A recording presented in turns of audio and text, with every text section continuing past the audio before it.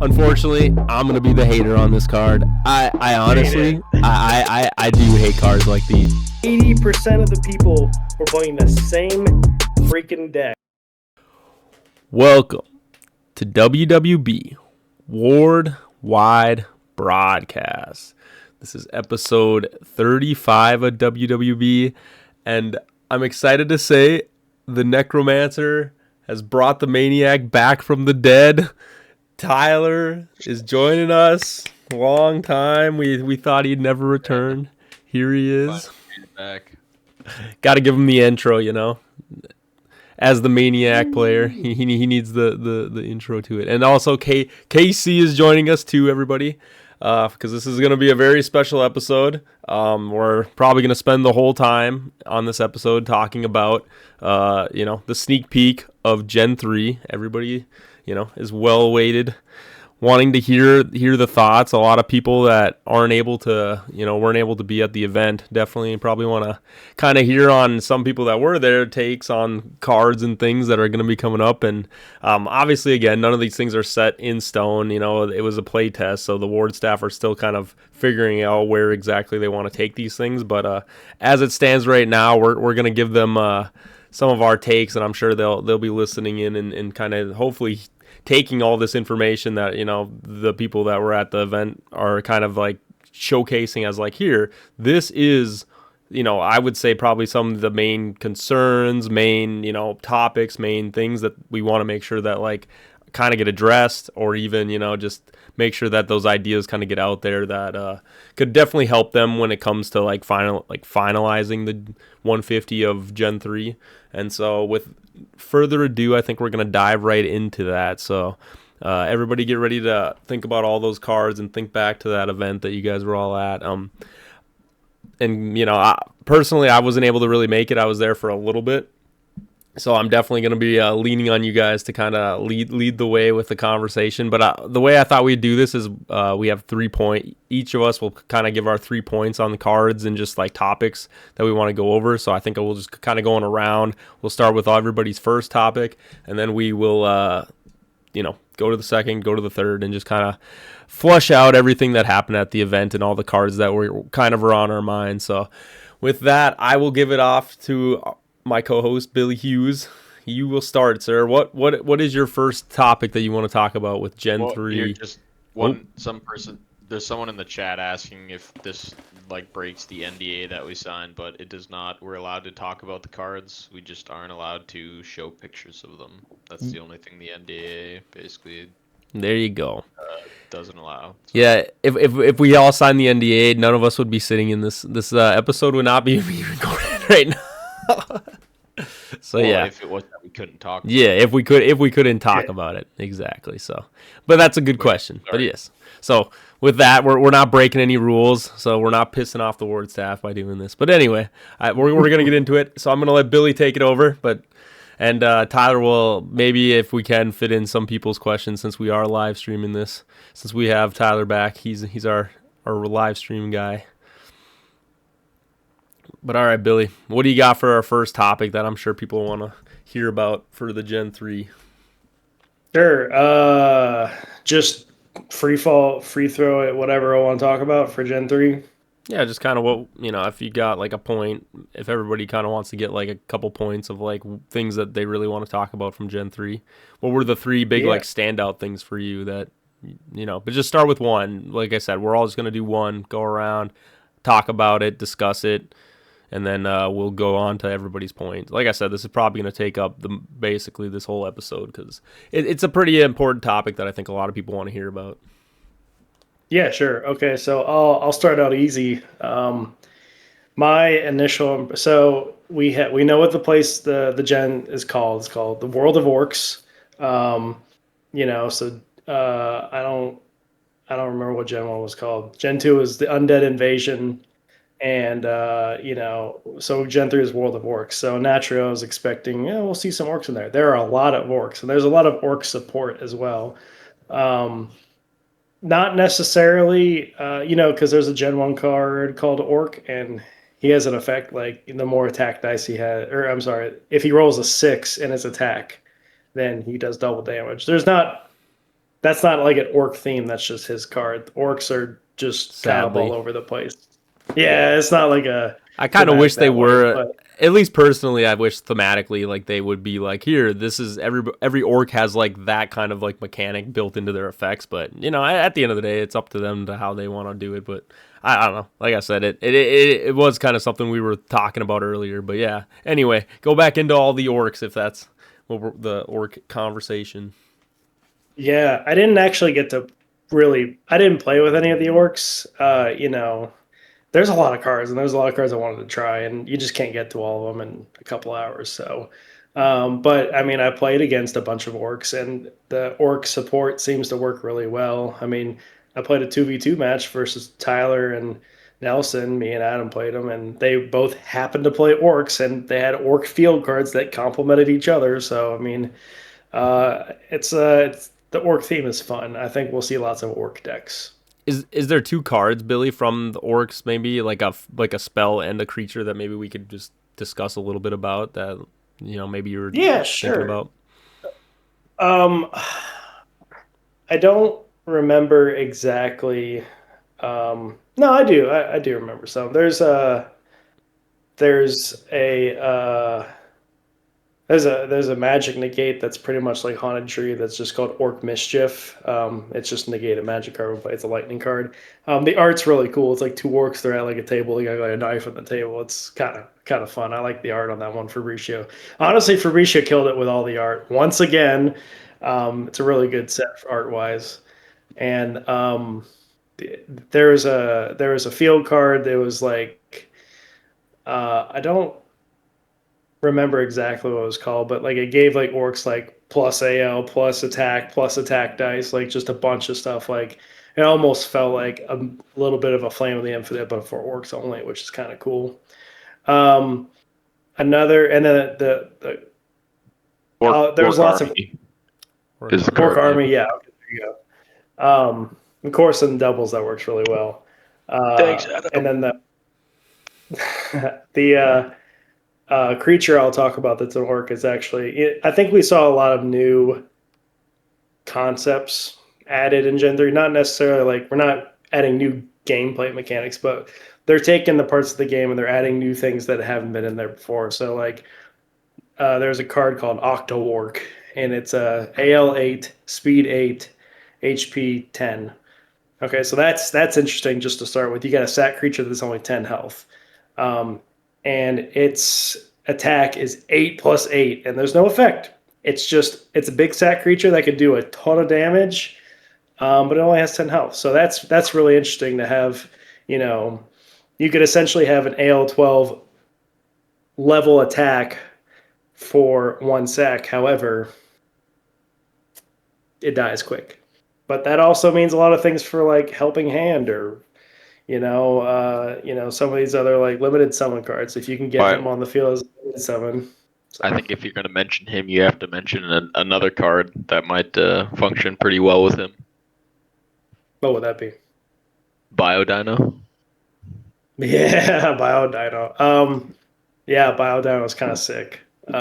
He's kind of the teaser what they did for like he's kind of was like their like display. If anyone doesn't know, the image that they did for the 150 sneak peek playtest was Biodino is the creature. So I am kind of curious to hear what his effect is. Is it 12-12? No, What's his he's stat line? What's his stat oh line? yeah, he's AL 12, speed 12, HP 100. His attack is 1+1. However, his effect is Ward United. That's his effect. Is whatever you sack to play him gets added to his attack. So that's a good mention with Octowork.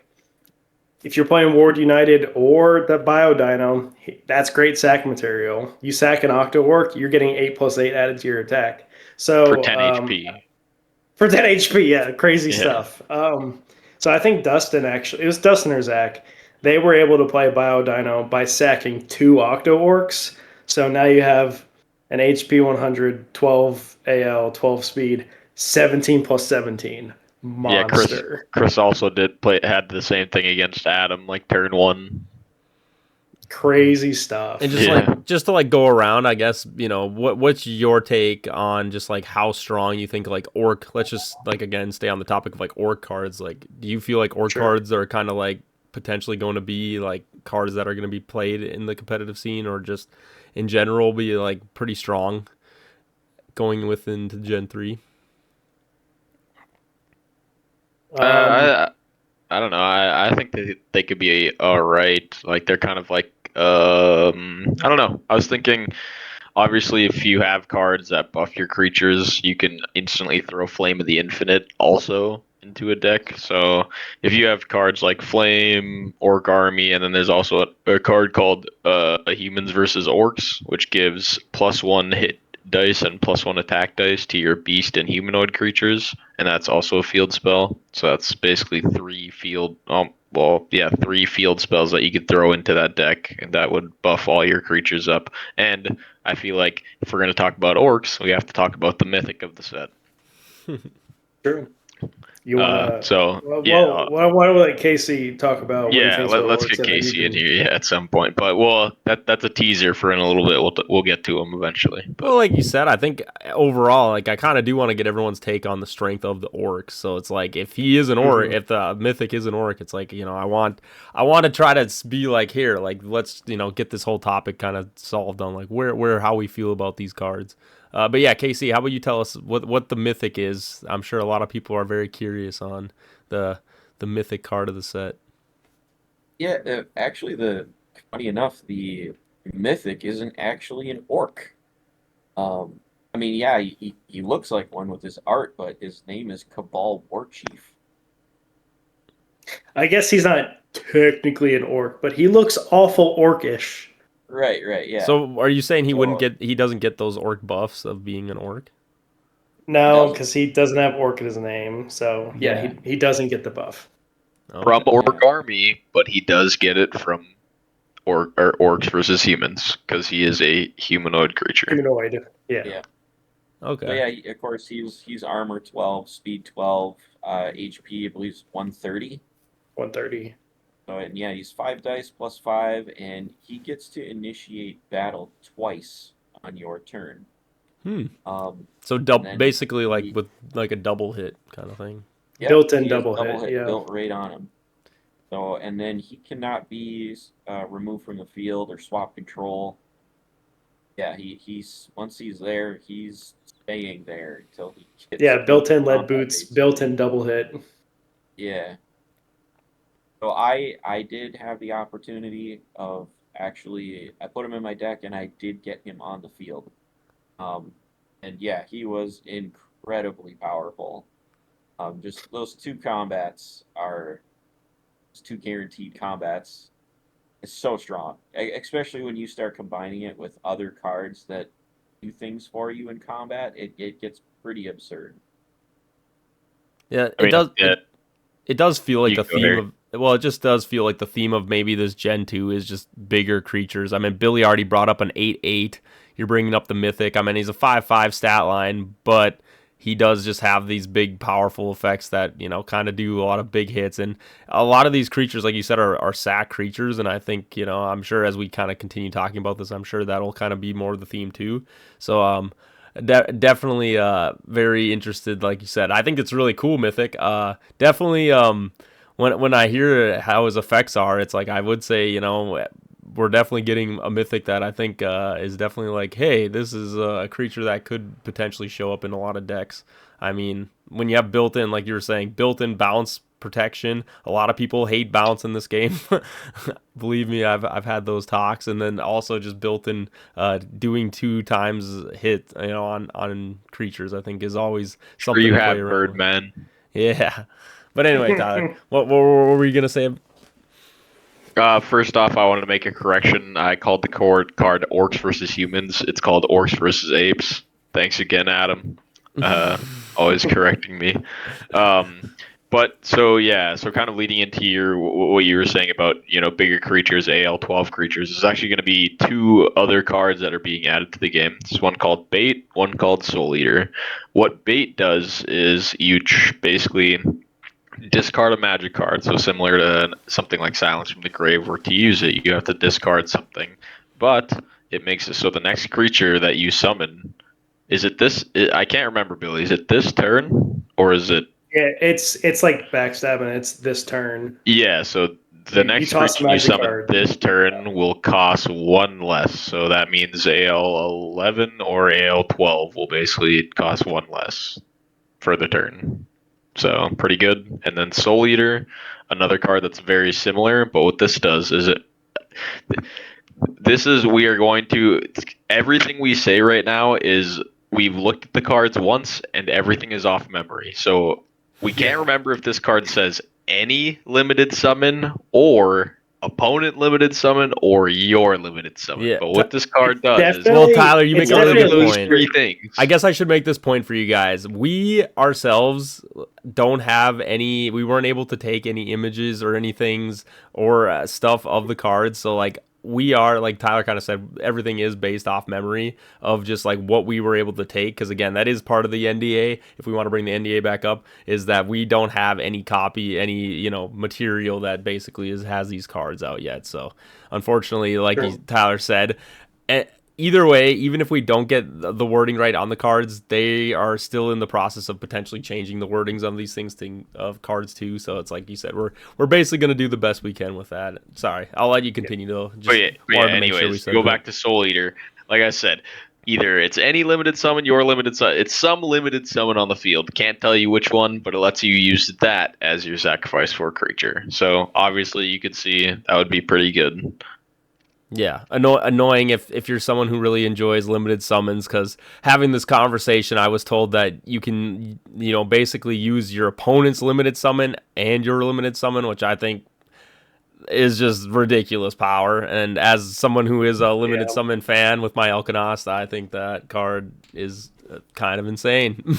And I just I made a take on an earlier episode too about the fact that I think it would be really hard. I know in KC when you came on and we talked about the Elite 8, about power that would outdo a lot of these cards in Gen 1 and things that we put on that list. And I so far Gen 3, from what we've been talking about, I will say my stance might have changed a little bit about potentially how powerful Gen 3 might be compared to these other generations. Well, actually, so I wasn't around for the whole Power 8 conversation. Actually, and this is going to lead into something else. I'm setting something up, and it's going to be hilarious. What cards were in the Power 8? Well, Elite 8. Let's make sure. Elite 8. Sorry. All right. So we had Holy Light. We had Visitor from Beyond. We had, Visitor, and then you had Ghost from the Past. All the recursion cards you need. Revival Priest. Silence from the Grave. Irresistible Love. And then we had Scroll of Silence on the bottom. Okay. Going off memory. How many do we got there? Holy Light, Visitor, Silence from the Grave, Irresistible Love, Revival Priest, Flame of the Infinite, Backstab, and Scroll of Silence.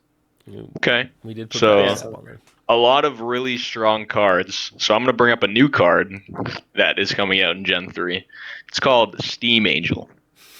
Now, we also don't know. This effect is very debatable. Subject to change. Yes, it's very subject to change, so who knows. But what this card says is that it's an epic creature. It's a 7 AL, 7 speed, 70 HP creature. And what it does is it makes it so it basically turns off all epic, legendary, mythic, and promo cards. And it makes them so they don't work or get negated. 6 of those 8 cards that you mentioned just so happen to be those rarities. Yeah. Mm-hmm. Yeah. So Steam while Angel, Steam Angel's on the field, none of those cards would be worked. They're basically dead cards in your hand. Which again, like you said, as somebody who was saying that I think it would be really hard to have cards more powerful than Gen 1 and these cards that we established as the Elite 8. I think Gen 3, like you said, especially creatures, where I think, most times we value creatures kind of lower on the scale of like power, just because, they're not as flexible in most parts. But I do find, yes, like as you bring up this Steam Angel and from Gen 1 or Gen 3, it's like this card is insane. It's like a whole new, just like understanding of the game, because like you said, you're shutting off all these rarity, from epic to legendary and mythic and promo. It's like, for some people, I think they don't even usually know like what rarity their cards are. So it's like, I don't know. Some of these effects I think are kind of a crazy card in the game. I mean, obviously we can pass it around. Maybe KC, what's your take on Steam Angel and just like cards in general that are in Gen 3 that have like these kind of like effects that, I think they definitely changed up the game quite a bit compared to like what the effects we have from like Gen 1 or Gen 2. Yeah, I think Steam Angel is probably one of them. It either is the most oppressive card in Ward that I've seen. It's that or Irresistible Love. I mean, those two cards are the two cards in the game that are basically come down and say you cannot play the game anymore until they're gone. Oh, So yeah, Steam Angel is it. I could see Steam Angel being even stronger than Irresistible Love because at least you can roll out of Irresistible Love and it's gone. If somebody builds their deck to function with Steam Angel, uh, it's going to be just unbelievably difficult for your opponent to do anything once she hits the table. So I really do think it needs to change. I think that was actually the general consensus before we even left the playtest day. Is even all the staff members were kind of agreeing that something needs to change on this card because, funny enough, I actually played a game against Joe, and Joe had the Steam Angel in his deck and got it on the field. And after it was out there for a couple of turns, I mean, he didn't even have a deck built to function with this thing. We were just playing it for fun, and he gets it out there, and after it was out there for like 2 turns, he couldn't even play half of his cards, and he was just wishing it would die so we could play the game again. right. I mean, So he more or less started suiciding combats into me to get it to die faster. The even crazier part about it is that it's consistent. It's not like Irresistible Love where it could be 1 or 10 turns. You know how long it's going to be. It's going to be the HP pool, and whatever you're fighting, unless it's a Steam Rex, obviously that's going to not have the effect happen, and it's going to do consistent damage. But if it's an assassin, oh, no effect. It's a legendary, so you can't one-shot it. Can't use backstab to one-shot it. Can't use any of the legendary equips to one-shot it. So it's like it becomes one of these things where if an opponent is playing against this card and they have all epics and legendaries, maybe they shouldn't, and maybe that's something we have to think about now. But it makes it very, very difficult. And the other part about it is it's super consistent. And what we're talking about is if you build a deck around it, putting uncommons, commons, rares in the deck, but you also have the agency to kill that creature off the second that you have the cards that you need. So you can basically just sit there, have their legendaries in your epic stack up in your hand, and then just be like, oh, now's the time I have my stuff. Here you go, dead. Now I can just bring out whatever the hell I want. I do want to piggyback off that, Tyler, because I think you make a really good point. And there's another creature in Gen 3. I'm going to butcher its name, but it's an AL12. Sorry, I'm bad with remembering the names. Billy, it's that purple dino dragon thing. Phaser. It's an epic. Yeah. What is it again? Phaser. Phaser, it's a AL 12 speed 4 HP 100. Its effect is Cosmic Negation. Yeah, so its effect is Cosmic Negation. Okay, so this is where I'm going to go on a little bit of a hairy rant. Everybody loves these. All right, so as Casey just talked about its Steam Angel and how oppressive this card is, Tyler just brought up the fact that a card, it shuts down, and the thing about these cards, this Phaser card too, it's a Cosmic Negation. If anyone doesn't know what Cosmic Negation does, it makes it so you can't play Magic. I personally think, and I'm speaking to the Ward staff here, please stop making these cards. I'm sorry, but these cards are cards that make the game. Yes, I understand people want this like unga bunga, I'm gonna have my creature only hit your creature and to do this, but these cards are things that I think do not really need to be in Ward, and all they're doing is adding time problems to your game. As Tyler just said, you can, and as Casey said in the anecdote with Joe, you can have these games where these creatures are just so problematic that you literally are just sitting there not doing anything because no one has the ability to do anything. And I think that that is a very flawed mechanic in a game where you have to be very careful when you say, let's have these effects that negate everything. And I'm saying that for this phaser card because Cosmic Negation has a time limit, as Tyler said, as we were bringing up. It's like some of these like cards have time limits. Okay, they have 3 turn cycles, 2 turn cycles, whatever the time limit is. But creature effects that have infinite time limits can be so abused, especially when you are the one who gets to dictate. Like Tyler was saying, you can just kill. There's a mechanic in Ward where you can kill off your creature, and so you can kill that creature at any point whenever you have drawn enough cards to basically have whatever you need to have your setup. And I think that's like very like not fun for your opponent to have to sit there and, like Casey was saying, basically just be like, all right, let me find an answer to beat this thing that all I have is creatures to work with. And like that is what I get to work with. I think it just slows the game down to such a point where it almost takes away anyone's agency and anyone's fun. So I really encourage, and I'm going to let everyone else get a take on this. I know I'm on my rant, I'm sorry. I really encourage the Ward staff to not make cards like these, because like I really think that these cards can become very problematic in Ward. Anyway, I will let everyone else have the floor with this. Billy, I'll let you take. What's your thought with that too? Is just like, how do you feel about this? Yeah. Those cards. I didn't play with phaser, but from what the feedback I got from other people is it. I mean, it blows up the field. No one can play Magic. It turns into a fight, and you have to kill it off. It's an AL12, so if you're gonna use it as I'm gonna stall until I get the cards I want. I don't know if that's a great stall because it's an AL12, so you got to sack 2 for it, and it's also 100 HP. So you're adding essentially half of your cemetery to do that. I'm sure it can be abused. I'm sure there's some combo we haven't thought about yet. But that's kind of like there's so many cards that are like that, I mean, Tyler is basically hyper fixated on a rare card and said, "Oh yeah, I'm going to make this thing attack with infinite damage," and he did. He got it. So, it's just refinement. I will say, Steam Angel. I made a deck that it worked with Steam Angel. It was a lot of rares, a lot of commons, a lot of uncommons, a couple epics, but it was mostly like it mostly meant to work with Steam Angel. And yeah, it's pretty rough. It's not fair. And I mean, I was in that game, and I think I played 2 cards the entirety of the entire game that weren't creatures. Yeah. So I mean, like that one. I mean, we all kind of came to the agreement, like, yeah, that should change.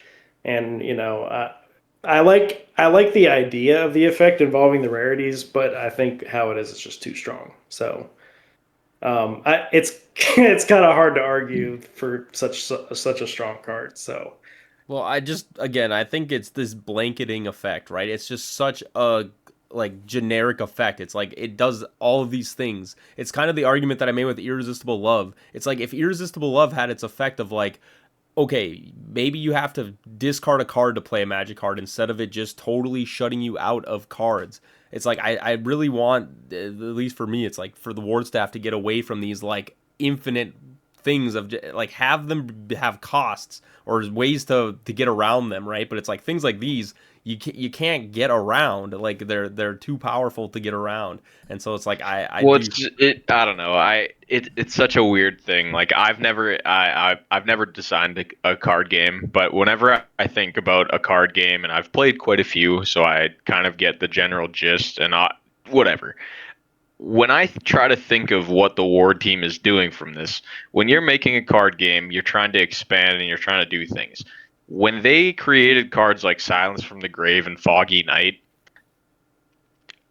I don't know. They kind of made their bed. Like those cards are just in the game now, and lockout cards are going to be in the game. It's the same thing with counters. Counters suck sometimes, but they need to be in the game. Lockouts need to be in the game. A lot of the things need to be in the game. It's just there's so many bars and levers to where it's like, oh, Foggy Night. Would it be nearly as strong over the course of the last year if it was 2 turns instead of 3?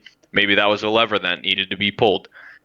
And it's just the balance over those things. Irresistible Love. that's like, it's such a weird card. That is the hardest card ever because it can either be useless or the best card in the game. But the strength of it was obviously being able to set up things no matter what. They're kind of added a counter that does something similar to that. Sasquatch is a counter that if you play on your opponent's turn, you will get to play on your turn without them being able to play magic. So basically, if they play a magic card, I counter a Sasquatch. They can't counter back. When it comes back to my turn, they basically can't play magic for one turn cycle. So until it gets back to their turn. So that's another effect that it's like, okay, that feels more, that feels a lot better because it feels like you had to time it right. You had, it's conditional. You had to play it in the right spot rather than Silence from the Grave, Oonga Boonga, recur it back, Oonga Boonga, haha. I just went 13 turns without, whatever. And I can even go into a rant of Oozeweaver. Oozeweaver is another card where they already kind of agreed that it's way too strong, but this is a card that has 30 HP.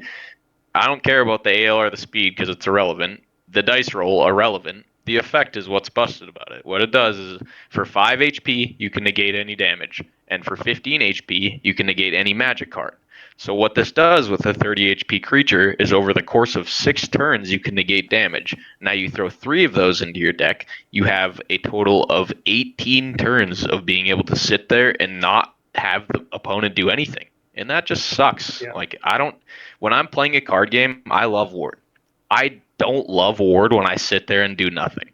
That's not fun. And that's kind of what Harry's kind of alluding to is When there I is no understand that counter. it needs to be games, but there needs to be something like conditional, like Sasquatch, where it's like, I, as a player, am smart enough to know, like, I want to play this combo next turn. I need to play Sasquatch now, so now next turn, rather than, haha, 3 turns, you can't play anything. Haha, another 3 turns. And it's like, I just want to play, man. Please, let me play the game. And Casey, what's your thought? It gets you in here. Yeah, yeah, I wasn't a fan of that ooze creature either. And I know you and I just had a small conversation about it the other day. And I was saying that, in Magic, like Magic's most grown-worthy cards over all the years are the cards that, basically do something that don't let you play the game. They lock stuff up, don't let you Like King function, doesn't Arbitus. let your, Just bring doesn't up let that. your opponent function. So and that's exactly what the ooze feels like. Just like Tyler said, it's going to buy you 6 combat steps, which is just crazy. Yeah. It is just six combats of negating damage. So yeah, that you build your deck right, of course, and you just get to sit there and well, I think the people card also we might as also well say kind of draw 6 cards. sorry, Casey, I don't want to cut you off, but I think we also missed an important part. This creature is unaffected by magic. I said that, Oh, but yeah. okay. I Yeah. don't know if we covered But that. yeah, So just not only is this creature able to negate these both magic and attack damages, it also can just not. You can't burn it. You can't use things, and it gets underneath a lot of stuff. So it's just like Yeah. very Like powerful. it comes out, yeah, it comes out, it's going to stay there and it's going to negate those like 6 combats pretty much, like guaranteed. You can't do anything about it. So, the card well, the card might as well say draw 6 cards. Right. yeah, And I think that essentially. well, that's where I want to come back around and Draw just skip 6 turns, draw 6 turns. right. And Skip 6 Yeah, turns, draw 6 exactly. cards. Like, I agree, and we brought up, Tyler, you brought up Sounds from the Grave, and that's kind of sort of how Sounds from the Grave feels too. It's like, okay, every turn it comes to me, my creature effect's gone, most of my stats and stuff are gone. I'm probably just gonna say pass, draw my card and pass, and it's just like, well, and again, I mean, and I go again, back to the Ward Bowl where most of that tournament, I mean, my whole deck, me, Billy, some of Harry's, a lot of the people's stronger decks that placed pretty high, a lot of them were centered around how long can I make sure you can't play the game. That was the whole meta, and it kind of feels bad. It seems like we're kind of leading into something like that because at the end of the day, if you can't play anything, you can't beat that. no, There's no counterplay. There's and- zero. Well, I I mean, think there is, you can try and counter, but then imagine I'm playing like what we ran into last year. I play scroll, you play counter, I play scroll, or I play silence from the grave, you play counter, I play scroll silence. It's guaranteed every single time. There's no ifs, ands, or buts. You have to have the cards, yeah, it's a card game, but there's just I don't know. It sucks like when Foggy Knight is on the field, but at least maybe I have an equip. I can play a Mind Sap. That could make a difference. This card makes it so you can't play anything. It goes back to the irresistible love. It goes back to just this miserable feeling in a card game that I don't want to be feeling when it's not oh, I'm a sore loser. It's I'm miserable. This sucks. Like it has nothing to do with whether or not you're winning or losing. It sucks. and I think to get back to this Ooze Weaver card, sorry. Again, like you said, it's like drawing 6 cards, but again, the impact of that card in a game with 30 cards in your deck, like you said, it is forcing you to basically just draw out an attack 6 times and potentially have to start discarding or have to, there's so many of these mechanics that you have to think about where it's just like, okay, will people just be decking out? And it's like, what is the importance of having these cards in the game? Like what exactly, what purpose are they serving besides just making games take longer? It's like Ooze Weaver in my mind is just making the game take longer. It's like that is kind of the only function it has, which is great for stalling, or not stalling, but I should say slower building up what do you call it, like ramping games where you like want more draw power out of your deck. But that's the whole point why we're playing a 30 card deck game.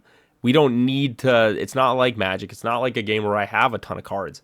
I shouldn't need these creatures, these effects in the game that make it so I can't play with just these 30 cards. And so it's like, yeah, I think definitely powerful cards that just kind of are constantly shutting out. I think they definitely in my opinion, can be a little annoying. I do understand where the ward staff is coming from. Like, they do want, these effects. They want things for people to be able to kind of like take over a game with. I guess I would call them like, boss creatures or whatever, sack creatures. And so it's just like, I want them to be powerful, but I want them to kind of be in the vein. Like I always say, the best card that I think ward staff created was Hell Have No Fury. Cards like that, where they first off don't totally just shut my opponent out, but I get value off of those. I think that is the direction, at least for me personally, that I would like to see cards kind of start to go in, rather than just like these blanket like negate all magic, negate all damage, negate. It's like I don't really think that is the way we should go about it. I think it should be more of a like, I get some value off of the card that I'm playing. And like Tyler was saying, I want to play my cards. Let's not keep making cards that make it so we cannot play our cards. Right, and so I guess. Well, yeah. Sorry. I want to cut one more, and then everyone else can go. I apologize. No, you're I good, feel man. like I'm Go. passionate about this. Just go.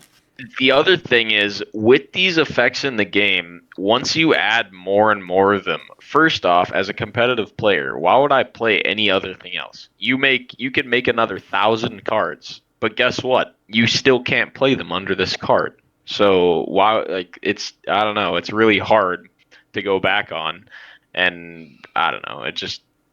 And then on top of it, like I don't know. You just have to create weird things to get around it. So like Silence from the Grave. Great card. Well, we're talking about how busted it is. Guess what? You play a Steam Angel. It's now it's not a working card, and that is good to have a counter. But now you're having to create a busted counter to counter a busted card, and it's like not like I don't know. It's just eventually. I mean, that's obviously how power creep happens in games, and you can't really avoid that. It's impossible. But it's just interesting to see that there's a lot of very, very, very strong cards. Like I want to bring up one specific combo that I didn't see it on the first day, but Billy came up to me I don't know how I found out about it, but there's this card named Reflect, and basically what it is, it's an equip card that you equip to your creature, and it makes it so whatever magic spell targets your creature gets reflected onto the opponent. Okay, that's a cool card. Now, any card that could only target your creature that you can play can now bounce onto the opponent. Now, there's another card named Doppelganger. What this card does is you target your creature, you cut its HP in half, and then you add it to your modifier. So say it's a 100 HP creature, you take 50 HP, you add it to your modifier for 1 turn cycle. So now you have 50 HP. Now you play Possession. What Possession does is it lets you basically take over your opponent for their combat step, and they attack themselves. So now with this combo, I play Reflect, I play Possession, I bounce it onto them, they cut their HP in half, add it to their modifier, I play Possession, it's a guaranteed 1-hit KO. But guess what? If there's a card that says I can't play cards, I don't even get to play that. So guess what? I can't be excited about this new card that's coming out because there's still a card in the game that says I can't play it. Well, it's not even just a new card, but it's a combo, right? It's a 3-piece card that gets countered by one card. But just any new card, that is the point. Is it's a new card. I want to be excited about new cards that are coming out. But what happens in Gen 6 when there's new cards coming out? Silence from the Grave still makes it so I can't play them. And that sucks. Right. Well, and that's okay, so that's different than a counter. A counter also makes it so I can't play them. But that's more like you can respect. I hate counters, but you can respect that in a card game because that is just something that needs to be there. There needs to be someone there that has a leash. So we talked a lot about the things that were annoying and we didn't like and were not that great. And that's kind of the point of the playtest, right? Was to go and break the game and find the things so we can not let them be released. But there was also a lot of good things. And, maybe we should also talk about those because there was, I would call it 10% were things that were like, wow, that needs to be changed immediately. 10 of 100 cards, yeah. But 80% of it, I was like, 80%. I was like, this is awesome. This is fun. This is a great card. Maybe we can talk about some of those. And that's kind of what that kind of leads into the same conversation we were having. We want to play these awesome new cards, but then the cards that say we can't suck. And but that's kind of what. Let's get into some of the cards that we love. It's like I do want this episode to address those things because, like you said, the Ward staff they threw on this event. They're gonna throw on probably more playtests, like we've talked about. But it's like they need to have this info because, like, I'm sure when they're throwing on these events, they're have so much stuff going on. I'm sure it's hard for them to really have anybody who's coming to them and being like, hey, these things we think should get addressed. And as it stands, I'm sitting here with 4 people that are very competitive in the game. And it's like, you want these competitive people to address these things. Because again, if it feels bad for us, Billy, like, and not saying that, you're the one who's leading this, but it's like, if it feels bad for us, I can only imagine what it would feel like for a new player. We were talking to, Ernesto the other time, and he was saying he's getting new players in, and he said that Irresistible Love already was turning people off.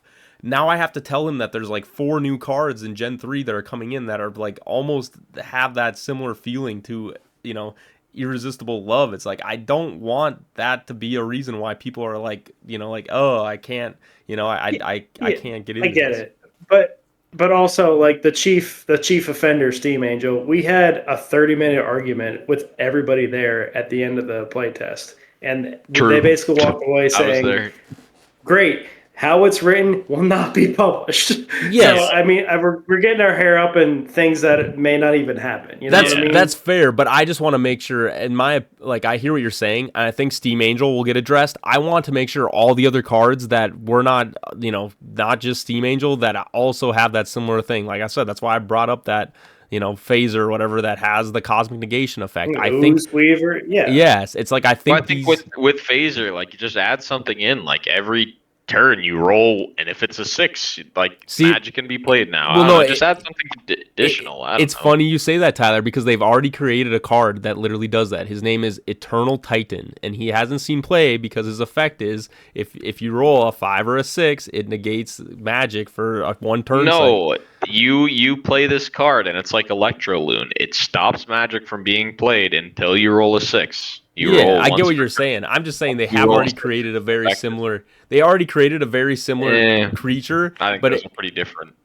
That's fine, but what I'm saying is that it's like, I get what you're saying is like, oh, this effect just sits on there until you roll out of it, which I think is a cool idea too. But I'm just saying, Eternal Titan is just a card that everyone has already seen, and it's just like, it's kind of just like a very better version of Eternal Titan where the effect always exists. And I remember talking to, me and Joe and Marty had a talk about Eternal Titan and how they made it weaker and weaker because they thought it was too strong. But here we are, Gen 3, already making this creature that is literally just uber times stronger than Eternal Titan is. But it's not, because Eternal Titan is your opponent can't play Magic, and Phaser is nobody can play Magic. Yeah, I get what you're saying, but I think it still sits in a very similar realm where, again, it's just a lot of these strong statements of like there is no counterplay to this once this thing is out, and it's just like, again, when you talk about wanting to play cards and just have a card game where I get to like play, I really would like to just make sure that that's the point, is like let's try not I will let's mention move. about the phaser thing though that Adam kind of just brought up that got me thinking. Phaser is more balanced than Silence from the Grave, because at the end of the day, the person playing Phaser also can't play Magic. The thing that we're complaining about is when one person can play Magic and the other person is completely locked out. So one person can have fun and the other person cannot. And that's what we're complaining about, because Cosmic Negation and the Phaser effects, although strong, the Phaser thing is stronger than Cosmic Negation, specifically because you can kill it off. But if you do choose to just kill it off, it's a lot of HP in your cemetery. So it's not something as easy as like, I blow here 20 HP in my cemetery for free. Like, it is a big commitment to do that. But that is more balanced than you play Magic, I don't play Magic. Like, Right. I would rather have us both not playing Magic and us like, yeah, it's creature fighting versus you can play the game and I can't. And I think those are two different things, even though they are the same kind of effect. Well, I agree, and I think I just want to try to categorize all those creatures into that, vein of like they're shutting off mechanics of the game. We brought up Oozeweaver, we brought up, Phaser, we brought up, Steam Angel. It's just like these cards, that is what their effect is. It is just shutting things off, and it's just like, But that's the thing about that's like that the phaser's one step lower than all those, because Oozeweaver is something that you can do for free. Your opponent cannot do anything. All these effects are something that are affecting both of you. All of them are affecting basically only you. With the Oozeweaver, you get to sit there because of your effect, and you get to you have all of the choices. That's what I'm trying to say. When you're playing Phaser, you have all the choices, but your choice is now, if I have the cards I need, I had to sack 2 creatures to get this, so maybe it was 2 10 HP creatures and it's nothing, but what if it wasn't? Now I have like 220 in my cemetery because I wanted to get rid of the phaser because it was time for me to play Magic, and that's a lot. Like, that's an actual decision versus I play Silence from the Grave and then I don't know. I just think phaser is one step lower than that. You also may be over 200 when Phaser's on the field, and you may not even have that option. So Yeah. I mean, Fair enough. it was a play test. Right. They got to there. We got all our concerns out.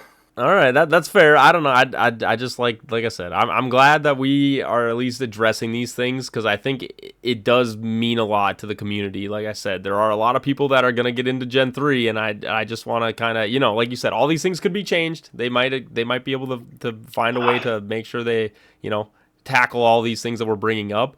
But it's like, I do, like you were saying, Billy, I want to get onto more cards so that, it's like we can keep addressing things, because I don't think it is all negative.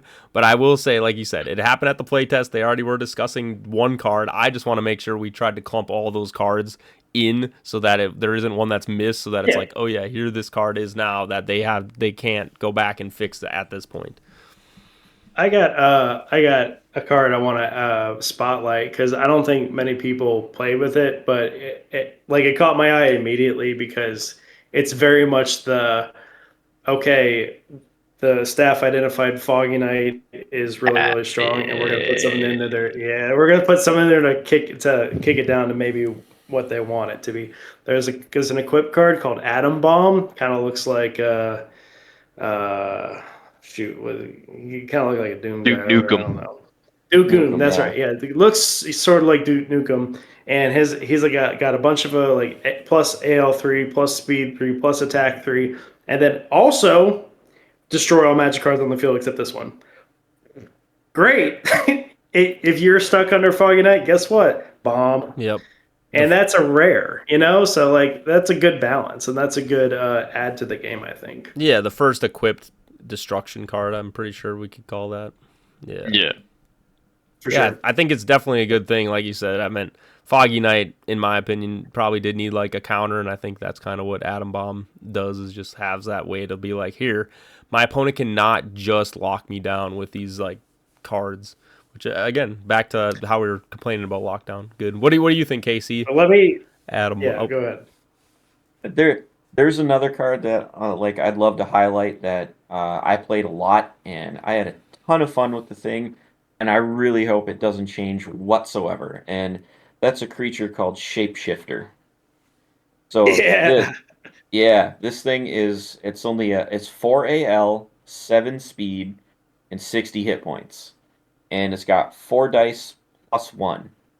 But at the start of every single combat, it doesn't matter yours or your opponent's, at the start of every combat, you get to choose one of 4 different effects that the shapeshifter gets. And Form. uh Yeah. yeah, so that they all had a name. I can't remember the names of them all, but you could choose to give the shapeshifter +3 to his modifier, which would bring it up to +4 for a combat. You could choose to give it +5 speed, I believe, and you could choose to give it +6 armor, I think, and then you could choose to give it +4 extra attack dice. And Turtle I had a Bear. great time with this card. I was comboing it with another card called the Iron Man, which lets you basically shrink your opponent's creature for a turn. It sets their armor and their speed both to 1, and their attack dice and their modifier both to 1. So I was playing it in conjunction with Shapeshifter. I'd play the Iron Man on my opponent's creature, and then I would choose to get 4 extra attack dice with my Shapeshifter. So I'd be hitting him with 8 dice plus 1. I mean, it was pretty Legendary brutal. card. And then their crackback is just 1 dice. So I mean, it's and what's the rarity? minuscule damage. I'm taking. What was the rarity of Shapeshifter is a Shapeshifter? legendary. It's a legendary. Okay. Shapeshifter is a It's legendary. See, and that's the Yeah. thing. Okay, but it is an AL6, and I do want to bring up. I'm pretty sure also, Casey, it's the strongest AL6 creature that exists in Ward right now, because it is a 4/1 in theory, It's AL4. It's or AL4. AL4. Okay, sorry. I Yeah. Yeah. for some reason I think I was told AL6, but all right, AL4. So yeah, but either way, Yep. the strongest AL4 creature. I can still debate that too. I was Absolutely. believing you, but I I was would agree. doing thumbs down because I was saying Maniac's the strongest AL6. That was my thumbs down. Not Either that you way. were wrong. Well, I'm Maniac's just an saying, AL3. But either way, with a four Not in my plus one mind. stat line for an AL4 is definitely quite a big. Like you said, it feels like this Gen 3 is definitely jumping up in stats. It feels like they're really letting loose with like, here, all right, give these cards their stats, give these creatures their stats. I feel like it might have been something before. I mean, if you look at Gen 1, they were really afraid to kind of like give a lot of creatures like bigger stats, and now it feels like they're like, okay, creatures need a little more love, let's give them a little more stats, and mess around a little bit with the dice and the modifiers. So I really like that shout out, Casey. I think shapeshifters are a pretty cool card. One I thing got one more shout out for you. Oh, go ahead. yeah, Go no, ahead, you Tyler. you go, Billy. You go, Billy. I'm gonna go into a tangent All right. about the whole set as a general. Oh, that's good. I got one more shout out. You'll love this card, Harry, and by love, I mean you'll despise it. There was quite a few cards that really put a damper on limited summons, so we should see quite a reduction in the tournament scene. Um, there was one field card called Streetlights that you just can't play limited summons anymore. And returns there's returns them to where they're from. Yeah, yeah, yeah. But there's another one called Kansas. Mistletoad, which is kind of funny. Mistletoad, it's like a little toad, like a missile launcher or whatever, and its effect, it's a AL2. It's really low attack, but its effect is if it you hits. on hit send all limited summons to the cemetery. So it's part Yeah, of it's a big Dragon FU Time. to any limited summon deck. Yeah, I oh yeah. I get it. Do I want that to be that simplistic? Like you said, it's a good counter. to, limited summons. I just think it is one of those cards where it's like, yeah, people will tech it in if limited summons ever get out of hand. But again, if people tech that card in, it just kills it. That's the thing I get worried about. It just kills limited summon metas if it stays that way. And I don't know. I just think a card It's a good thing. Everything needs a counter. But Everything needs a counter. that kind of count, you're telling me that is one card can just delete all limited summon decks? There's one shots in the game right now. There's double hit backstab in the game that exists, by the way. Yeah, I agree, but the double hit backstab will never just instantly make. Well, I guess it could instantly make you lose the game if you pull out two creatures that could put 130 or 300. Yeah, but it just goes back to that one of those things where it's like Chris with Perfect Shark. It's like, oh, if I run into a person running a toad, it's like, yeah, it sucks. If you run into that person, it sucks. But I'm not going to be running that card. I'm not going to be sitting there I need to run this card in every single one of my decks just in case I play against limited summons. No, I'll deal with it in a different way that's probably more efficient and better. Yeah, I said, probably I don't know. Judgment, Wrath, and Backstab are hard counters to AL12s. I get it. A bunch of these limited summon. I mean, do I feel like it's a little heavy-handed? Yes. Why isn't it not just on hit? Kill, send one limited summon to the cemetery. If you wouldn't have won the Ward Bowl, they would have been nerfing Eternal Dragon right now, and you would still have your cards. So, I don't know. I don't know if we can say we. Next time. I don't know if we can say we have that much impact on Ward that we're forcing their hand with all their decisions. But you're right. Who knows? They definitely seem to have some thoughts about limited summon decks. And like you said, I just think some of these effects maybe are just a little oppressive for limited summons. And I feel a little worried that whole mechanic might just have way too easy ways to counter it, where it's like, oh, I don't want to run limited summons at all. And there are limited summons in Gen 3. You guys brought up orcs. I'm pretty sure there's an orc deck. I also heard about a crow limited summon card. Oh, yeah. Basically crows that bring out crows. And on top of that, I'm hearing about Deer Crow.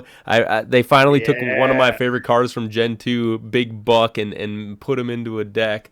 Not so much the way I would have thought of it. I thought Big Buck was always like the baby animal, boss creature in my head. But I mean, hey, this Deer Crow creature sounds like he could definitely be the boss creature. I don't know I can't remember exactly what. Its effect is it gets it doubles the stats of any uncommon cards, right, in the game. So you get equip cards. Yeah, equip cards. So then you get to use equip cards with those stats. Yeah, I think. So you've missed the most important text. So he's an AL12 creature, but if you have a Scarecrow and a Big Buck in your hand, you basically have to show that you have both. You pick one, you sack that, and then you get to put the other one back into your hand. So it's basically an AL12 for one sack, but it's conditional on having both of them in your hand. And then, it has that crazy effect that common and uncommon equips are now doubled. So things like Ancestral Sword that give you 6 attack are now going to give you 12 on Deer Crow. Pretty good. You mean Elven Scout? Attack Beacon! Yeah. Elven Scout, yeah. No, Attack Beacon's a field spell, Billy. There's also a creature that lets you one sack to drop a creator on the field. Oh, yeah. Oh, yeah. Forgot about that. That's going to be nuts. Did you see that card? Trying that. Did you know about that card? Yeah, Adam, we were talking. He told me about it. But anyway, what do you remember the name of the card? Casey? It's called A Friend Like You. A Friend Like You. Yeah. So this is basically just a Joe card where this card dies, then you get to just summon a free creator to the field. Yeah. Dude, you get to tutor it. You get just summon it. You get to tutor it. Yeah, you search your deck and you summon it. Comes on the field. Again, it's a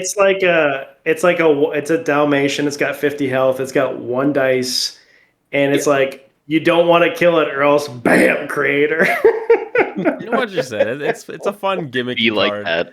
Obviously, yeah. At that point, it's like creator decks. Run wild. Want to get him in the game for sure. I think he'll have a hard contention with the Mythic of this set though, because I think the level of just how crazy we go from creator, vanilla creature, best stats in the best base stats in the game. Then you go to Undead King is like here best limited summon. Speaking of limited summon decks, sorry anyone who wants to play Undead King.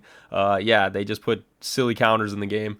Brother, actually, Anyway, they did anyway, and then now we have the War Chief who definitely first off can't be bounced and has double hit built into him. Like I said, definitely you can feel the progression. Like I said, I think they blew me out of the water with I said, hey, try to have more powerful cards than Gen 1, and they did a really good job. But I do want to get to my point. Hold on, I know I'm gonna switch it all up. But speaking of Gen 1, there's this creature called Hive Lord, and I am very disappointed in the Ward staff that they made Hive Queen, and she has nothing to do with Hive Lord whatsoever. So I already pitched this idea.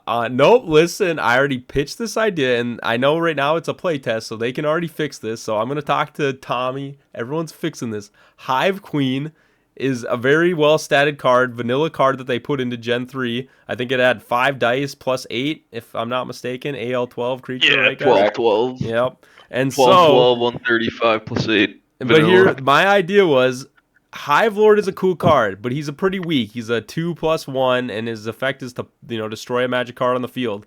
But if they made Hive Queen into a card kind of like Perfect Shark, where you can put sack Hive Lord for Hive Queen, but he goes underneath Hive Queen, and Hive Queen's effect would be make her weaker. She's not going to be a 5/8, 12/12. But anyway, make her weaker, but then her effect is just a better version of Hive Lord's effect of destroying card. And I would say there's a card called Magic Eater, and it blows up your whole opponent's side of the board. So she synergizes with that. So that would be her effect. And since Hive Lord is underneath her, all those bugs that stay on the field because Hive Lord's on the field would still stay on the field with Hive Queen. There you go. Ship it, sell it. Ward staff, please adjust Hive Queen and turn her into the actual beast that she should be, where she synergizes with the Hive Lord. I do think that is heat though, since they were very like, oh, she's too strong. I think you just literally knock her down a couple pegs and dice roll an AL and literally ship that. Like, that is fire. Because now Hive Lord, I played a game with Joe. I played a game with Joe, and he dropped Hive Queen on like the first or second turn, and he ran my entire deck with it. I could not stop her. It's extremely strong. Those stats were just brutal, just beyond brutal. I mean, with +8 modifier, you're virtually guaranteed you're not missing unless you crit fail. So he was always hitting me, always attacking me first, and he was most difficult to hit being an AL12. Like, it was brutal. And that's kind of my argument for that Phaser card, not to get back on that tangent, Billy, but Phaser in itself is an AL12 creature. It's like having cards that shut down and just force you to have to fight an AL12 creature, like rolling. It's like you're also guaranteeing that it's like there potentially could be a lot of misses if you don't have those high modifiers. But either way, maybe they want you to play AL12s. Yeah, creature effect. There's a lot of strong AL12 though. Like you can still hit that thing with an assassin, or you can still use creature effects. Like, I don't know, it's not. That's fair. Anyway, going back, but Hive Queen, please give her the respect. What do you think of that deserves. idea, Billy? You didn't get to say. I seen you kind of making a face. The idea is fire, but I have to correct Harry. Hive Queen, I know you weren't around long enough, but if you read the extended description, or not the extended, the flavor text of Hive Queen, it talks about her and Hive Lord's relationship. And how Hive Queen made him her bitch, or made him her bitch. There you go. Now she's literally sitting underneath him. No, she sits on top of him. She's sitting on top of him. He's underneath on the field with all the bugs. Yeah, it's perfect. And it keeps all the bugs on the field. I think he used to be the Hive Lord. He thought, You thought. Either way, ship it. Ward staff, please take that into consideration. Adjust Hive Queen. Yes, I'm sorry, Joe. She might be the coolest card that you wanted to showcase in the Gen 3. But why did she not go with Hive Lord? I don't understand. That's the thing as soon as you guys told me that, I was like, my brain was like, no, she needs to be part of the Hive package, man. Why is she not? But yeah. Anyway. And it just instantly makes that deck like just better. Like now it's not like, I don't know. I'm a terrible person to talk about decks because everything's at the highest level, but it's like that deck is just never going to perform great because it's like his HP isn't high enough, and No, for sure. One But of like you said, won the last I was just gonna say won the last tournament at Globe. Well, yeah, but Go ahead, sorry, Harry. hey, we were just bringing up this Toad, street lights in the Toad. It's like it's not like there isn't ways to shut down these limited summon decks. So it's like I don't know. It's like True. why if her name's Hive Queen, just have her be a part of the Hive. Why wouldn't she be a part of the Hive? It almost doesn't make sense. So it's like I just thematically I was just trying to connect it all. Either way, there's another card that I want you guys to give me my take on, and that is the Dark Souls card, the Ashen. Is it Ashen Knight or is it Ashen Ward? Knight? Yeah, I love Ashen. See, Ashen Knight. Yeah. I want to hear some takes, Casey and Billy. What's Tyler? What's your takes on the Ashen Knight? Maybe start with Casey. Man, what was his? I don't know if I remember his stats perfect. Was he 10-10? I do AL10, speed 11 or 12, and then HP 80. Its attack was 4 plus 5. Huh? 5 plus 5? Yeah, it's a 5 plus 5. 5-5, yeah. Yeah, it's 5-5. And then I don't know his ability. her effect is once she is at half HP or less, then she gains the following stats. And so it's basically like you reach half health and then it gets like a mega boost. And it was like attack Adam plus says 10. he's speed 10. Speed 10, yeah. I think they said that. Speed 10, AL 10. Under 40 health. HP. It's 80 health. Yeah. Yeah, so you get AL plus 2, speed plus 2, so it becomes a 12-12 AL speed, and then attack plus 10, and then that might be it. Like you said, it basically gets a big steroid at half HP. But I'm assuming if you heal that creature, it keeps all those stats, right? Or is it only when it's below 40? No, if you like epic loot it, it goes back to its regular stats. It comes back. Okay, gotcha. You don't get it permanently. It's very much like Deal 50% damage below 50% health. Yeah. That's an Expedition 33 buff, Adam. Sure. Okay. But yeah, I mean, it's a condition. Like, if it's under half, then it gets that, or it's half or under, it gets these stats. It seems like it's a pretty good creature. I don't know. I only fought it once against Adam, and he wiped the floor with me. It seems like it's pretty good, especially with cards like Doppelganger. Yeah, Doppelganger just cuts its HP in half and then instantly procs it. So not too bad. Yeah, I did the Doppelganger Ashen Knight combo, and it's pretty freaking fun. Now, granted, you are sacking a creature for it, and now you're at 40 HP, so you're not living too long unless you have stuff to heal it or protect it, like Ghost Form. But I mean, it hits like a truck. Do you? I don't know. So when you use Doppelganger on him, it only goes to 40. Yeah. He's technically not below 40 until 39. No, it said once you're at half health or under, so 40 counts. Okay. But anyway. Yeah. So you get. Adam wanted me to tell you that. Oh. Adam's running. It's a fun card. The live stream over there. Yeah, I think you got to pay attention to the chat. We're live streaming here, pal. We're live.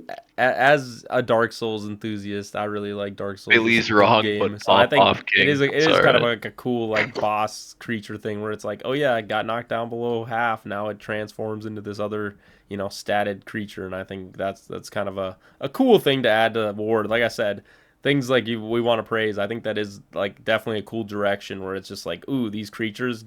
They have these kind of requirements, and if you meet them, they become even stronger, right? It's like I think that is a cool concept that Ward can definitely keep advancing and adjusting and changing with it, and I really like that concept too. Yeah, it was definitely strong, and it was a fun play, having it I can't wait to get under half. I think at the end of it, Joe felt like it was a little too strong. I mean, it's a 5/5/1 sack, and then it gets even stronger, so. He was either saying maybe it goes to AL 12 or its attack is less, which I'd rather take the less attack. It's so weird with this generation. I just feel like the magic cards have gotten just kind of crazy, and then also the creatures. It just, like I said, it feels like these stats, they're just like all right, screw all those stats from Gen 1. Most of those creatures are just like kind of irrelevant in my. And I'm not saying you can't play with them, but like you said, a lot of those creatures, it's just like, why would I not take this 5/5 guy when there's all these other guys that are like 3 dice roll plus 2 motto. You know what I mean? It's just like, Well, I don't know. Ashen Knight's a legendary. That's one reason, you There you know. I go. mean, not That's fair. But there's reasons. I get what you're saying. I'm just, it just does keep coming up these like stats that they kind of, it feels like the power level of these creatures are just getting more and more and more. So it's just like kind of interesting going forward. But to go on the other end of the spectrum, I want to get your guys' take. What's everyone's favorite baby creature from Gen 3? Can we talk about the baby creatures of Gen 3? What baby creatures? I don't even know if I've seen any of those. Well, just There like what was are like like the weak creatures that just exist in the game that aren't, they don't have effects or they're vanilla or whatever. Yeah, I don't remember much of those. Yeah, We didn't play I it. I don't know. expected I I Tyler to not I have only a really good played answer. orcs. I don't know. That was like the basic creatures I played was orcs. So I don't know. I didn't really play the baby creatures. I just like to give the shout out to for people. Some people really like, it's like raccoon. I know is a fun one that a lot of people like. Squirrel, baby dino. I was just curious. I want to make sure we get the full flesh of the pool out there. So I threw I out the played question favorite. I played a lower level rarity creature that I thought was kind of interesting. I forget if it's uncommon or rare. I want to say it's an uncommon for some reason, but I don't remember its stat line perfectly. But low armor, it was like armor 3 or 4, I think. Um, had I don't remember its speed, but it had 60 hit points. It was a demon of some sort, and it was just like a 2 dice plus 1, but you could choose to roll, I think, 3 extra attack dice, and if you didn't kill the creature that you were hitting when you use that ability, your creature would take half of the damage that you dealt instead. Yeah, that's cool. Chaos Demon was the card. Yeah, so I thought that was pretty interesting. Like you could buff up for a killing blow, but if you don't make it, you're gonna half damage yourself. Yeah, I mean you deal half Yeah, the it's like a damage to them recoil. because you take half of it yourself. Yeah. Yeah, that's the thing. I don't know. Like, obviously, you guys play with the set a lot more, but I'm just curious. Does it feel like they went away from like how like Gen 2 had a lot of baby creatures that were just like vanilla little creatures, and obviously Gen 1 had a ton of vanilla creatures where they don't. And by vanilla, I mean they don't have any effects. It's like, does Gen 3 feel like they kind of went more like, here, even all these little creatures are gonna have these little effects and these things built into them? They still had their fair amount of little guys, but I feel like their little guys are just a little bit better than the Gen 1 and Gen 2 small guys. So yeah, I do overall just think that the power level of uncommon, the common and uncommons too have just kind of like feels like they've spiked up a little bit. Like you said, Casey, it's like they definitely are giving them a little more stats and slowly buffing them up and making things feel a little bit stronger than they did in Gen 1 and Gen 2. And so it's like, yeah, I definitely think even on that side of the Gen 3, it's like at common and uncommon level. We like to bring up AJ all the time, average Joe format, and it's just like that. I think that's also going to be getting quite a buff for, the game. I was just There's kind of. actually if you don't mind, I wanted to highlight a card because you said average Joe. Kind of think the biggest weak or the sticking point of average Joe that's kind of been difficult to deal with is metallic bone. Just getting stuck in it. They added an uncommon card called Steam Armor.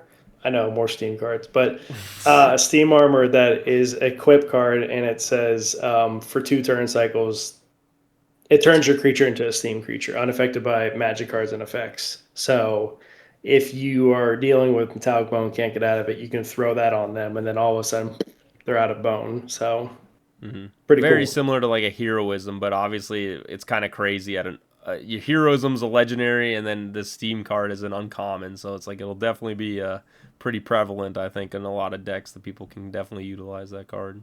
It's only 2 turn Yeah, cycle. 2 turn cycles, and also Steam power or Steam armor can be blown up, but heroism can't. Steam armor just makes the creature immune, so it's a fair debuff. Gotcha. But like you said, for that one turn that you might need to shut something important off that's protecting a creature or whatever, definitely a powerful card. But with that overall, I do want to get your guys' takes. We are going to be winding down here on episode 35 of WWB. So like maybe we'll just go around. Casey, what's your initial thought after doing the playtesting for Gen 3? I thought it was great. Had a lot of fun. I feel like there's, a lot more good than bad. Of course, Yeah. that's the whole point of this thing, was figuring out the things that suck are not fun and hopefully change. So, but yeah, there was vastly more good than bad. So I had a good time with it. I had a lot of fun. How about for you, Billy? What's your thoughts with the Gen 3 playtest that you guys did? Yeah, same kind of thing. They mentioned when they did their play testing for Gen 2 before it released, they had like essentially 80 to 90% of the cards got changed. And, obviously that's maturity as, it's new card game, new card company, they're working out their kinks. And, we had some changes to make for Gen 3, a lot of input, but I think overall it feels like what we played with is close to what'll be released, but just some few tweaks to be involved rather than a rehaul. Maybe there'll be some cards that are completely redone, but it's not like all of them are, you know what I mean? So I don't know. I liked it a lot. It was a lot of fun. What are the Definitely 150 there? They had to take a card out, so they're going to be adding a brand new card that we've never even seen before. true. Oh, Yeah. so during the testing they took out one of the cards? Before we even got there, yeah, disadvantage. Yeah. Okay, so you guys technically got to play with 149. You didn't even get to play with 49, 150 yeah. cards. Oh, Yeah. dang. Interesting. Yeah, so like you said, there will be a card that none of us have even got to see, unless maybe they add a new card in another play testing before they release. What? Also, I'll throw it out there. Having the play test as one of the perks of being a 150 clubber was pretty sick. It was really good time. Everyone, the way they structured it was great. I think everyone had a really nice time, and it definitely felt like our opinion was valued, right? Because they're like, test the cards, break the cards, tell us, and then they had like a whole like survey at the end, like write all your comments, write the cards that you think need to be changed, write like top 5 cards you like, top 5 cards you dislike, what felt too strong, what felt too weak, what felt out of rarity, like just like a lot of information. And so I'm sure Joe is just parsing through all that. But yeah, it was a really nice perk. I highly recommend it if anybody thinks it's worth it to go for 150. That play test alone was worth it. How do you feel, Tyler, about Gen 3 playtest for your experience? Yeah, I kind of feel the same as the other two. Like, it was a good time, and looking forward to seeing new cards. I think once the interesting thing is, obviously from a design perspective, I know they don't want to release the cards like too early, but I think from a design perspective, if they release cards early, we are able to break a lot more things we don't need the physical cards. We just need to know what they say, and we can break a lot of things. We just need to know the card text and what it says. So even if I don't know how the Ward team feels about it, but I think releasing it, the whole card library, even like 2 weeks to a month before you start printing, so me and Billy and all of us can start getting on to where the things, like right now we're just going off of all info for our heads, so broken things that we think are like, oh, like it might just be a line of text that might make it not broken, or then there's certain cards where we think they're a certain way or they're not. So it's like, if we could just get the text of the cards, like, and I understand from their point of the view why that's a weird thing, but with the text we can do a lot more than obviously the one day that we had there. So With Gen 2, they released the cards before, like they published them on the card level before they were actually I've printed. been there for the start of the gen, so I don't know. Yeah, so they did it a little differently. They released like, I don't know, like 10 or so cards a week. So there was like 15 weeks leading, or whatever it was, 10 weeks Well, it's leading just up one to of the those. actual like. it's just one of those things where it's like if it's 2 weeks to a month before they actually start the printing, then they can make the changes. Where if they release the card library when they start the printing, and we find, oh, by the way, there's this thing, like, yeah, they can fix it, but then there's how many cards are wrong, you know. So just to try to save them. No, But yeah, it was great. I'm looking forward to it. yeah, I think honestly, you know, if I had to say, I think doing these play testings, giving those, like Billy was saying, 150 club members, you know, kind of this ability to not only help, you know, support Ward in the way that they did by collecting the 150, but also now they get to be a part of, hey, you know, you guys put a lot of commitment, you know, you care a lot about this game, as you can tell by collecting that, you know, doing all the work to get those cards. It's like, here, now can you please, you know, help out Ward even more by doing this playtesting and figuring out these cards and these things. And I think it's very, for me, community driven. I think that it just really is another means that they have to just bring people into this community and really give them, you know, it feels like they have something special here, right? It's like, not, I would say, you know, I haven't been play tested for many other card games, so I don't really have, like, you know, that knowledge of it. But I think, you know, just allowing your community to have those opportunities, I think is something that, you know, you don't see it from all these other card games. So it's like, I really do appreciate that, and I think that is something that I want to, you know, give props to the Ward staff. I know it might seem like we were going kind of crazy on their cards a little bit ago, but again, we do it out of love because we want to make sure, like Billy was saying, balance. As Tyler is saying, we don't want people to feel like it's just like, I can't play this game. Like, what's the point of me having all these cards if I can't play my cards? But at the end of the day, it's like the fact that we get these opportunities to even just experience this and get to talk about it, I think is just, it's awesome. So I do appreciate that a lot from the Ward staff, that they are very community driven, I would say, for just allowing their community to be a part of all these experiences. So yeah, and with that, like I said, I think that'll wrap up episode 35 of WWB. Thank you again, Casey, Tyler, for jumping on. You know, we always love having you guys, and obviously very fun to talk about cards. I feel like, you know, everybody's been really waiting for this 150 for Gen 3 to come out, and so it's finally nice to, like, let some of that go of, like, ooh, we got to experience some of it. So again, episode 35. Make sure to go like and subscribe, guys, and have a great night, and we'll see you next week. See you. Peace.